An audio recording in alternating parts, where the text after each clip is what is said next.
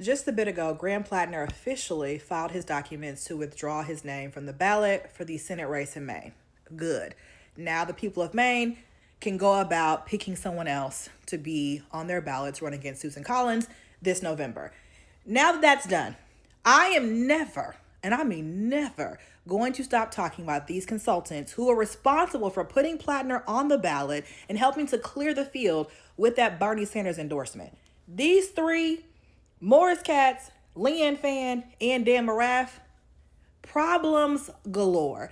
There was an article about Dan, Mr. Vocal Fry, that came out today from the Payday Report. It is a deep dive into his background, and it is so telling about affinity bias, about bad men doing bad things and protecting other bad men doing bad things. It is all of those things, and it's no surprise that we got here, and I have questions for many people, especially the inner circle of Bernie Sanders' team. What were y'all doing? This man had red flags. Why did you all decide that he got to be kingmaker in a state that you don't even live in? It's just crazy to me. So Dan, according to Payday Report, Dan is a Nepo baby. His grandfather founded Toys R Us. If you are a kid of the 90s like me, you know how crazy that is. So Dan had the privilege, if you will, of being able to build a political career without having to go out here and rob Peter to pay Paul, to pay for rent, to pay for food. He got to go out there and follow his passions because money was not an issue for him. That is one of the entry points into consulting for the Democratic Party, at least, or the left. And I think that is probably one of the biggest reasons why the consultant class is not very diverse. And then when they get out there and start being these headhunters or kingmakers, they are so full of affinity bias that we start seeing the same candidates over and over and over again.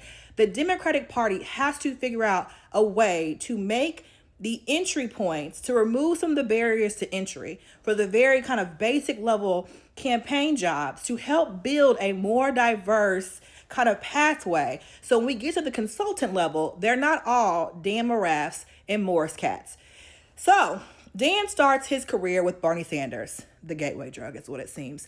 Starts with Bernie, moves up to work with Summer Lee in Pennsylvania. Now, people kept saying online that Dan worked for Summer Lee, but now he doesn't. Something happened. So I was like, well, what happened? Today, Payday Report has a detailed article breaking down what happened. Dan was fired from Summer Lee's campaign for having three, not one, not two, but three sexual harassment claims against him by other staffers. So he was fired.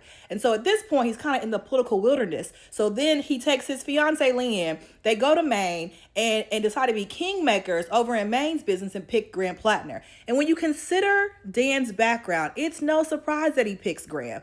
There's affinity bias all up and through him. All up and through this, because Graham has a similar background. His grandfather also was very wealthy. He was an interior designer who helped build mid-century modern furniture and was the designer for the restaurant at the World Trade Center. Graham's daddy is an attorney. His mother owns a big fancy restaurant, which is his main customer for his oyster business. So you see yourself in him.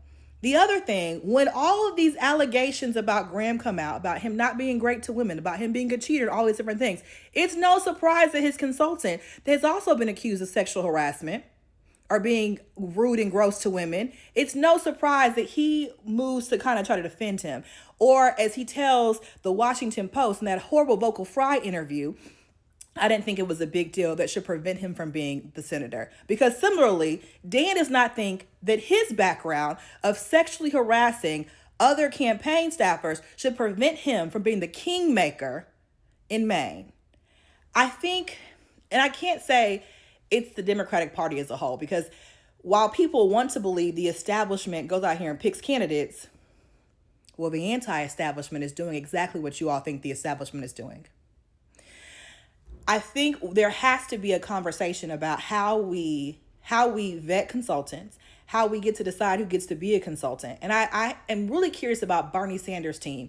They very much listened to Dan. They knew Dan. They took Dan's word for it and very quickly gave an endorsement to Graham Platner, which clears the field in Maine and essentially ensures that Graham becomes the nominee.